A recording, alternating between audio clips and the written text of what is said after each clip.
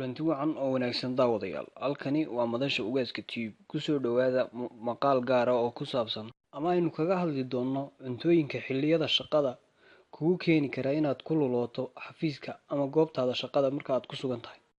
Haddaba daawasho wanaagsan. Haddii aad channelka ku cusub tahayna fadlan subscribe saar. Xilliyada shaqada waxaa dhacda in dadka qaarkii ay ku luloodaan ama ay hurdo ku qabato goobaha shaqada, taasoo ugu dambeyn keentay in qofku uu seexdo goobta shaqada ama xafiiska uu xilligaasi ku sugan yahay. Haddaba waxaan idiin soo gudbinaynaa 6 cunto oo ay ku badan yihiin cuntooyinka sababa hurdada ama lulmada xilliga shaqada, waxaana ka mid ah cuntooyinkaas cuntooyinka isku darsan.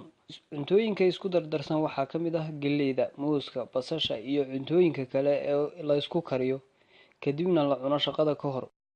Waxaana ku jira carbohydrates oo sababi kara in qofku ku hurdoodo ama xubnaha qofka ay gabaan firfircoonida. Muuska waxaa ku jirta maadada magnesium oo aad ugu wanaagsan jirka, laakiin waxay soo saari kartaa ama ay keeni kartaa hurdada. Cuntooyinka ka samaysan ama lagu daro caanaha ee ay ka midka yihiin farmaajada, doolshaha iyo wixii la midka ah waxay keeni karaan hurdo haddii aad cunto xilliyada shaqada ama ka horba.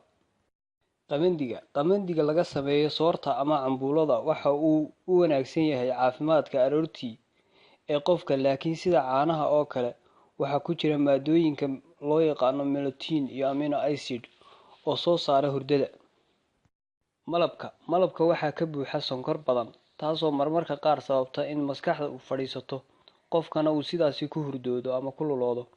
Dhakhaatiirtu waxay dadka shaqeeya kula talinayaan in aysan badsan cuntooyinka horseedi kara in qofku firfircoonida aroortii gabo, gaar ahaan xilliga ka horeeya shaqada ee subaxii ah.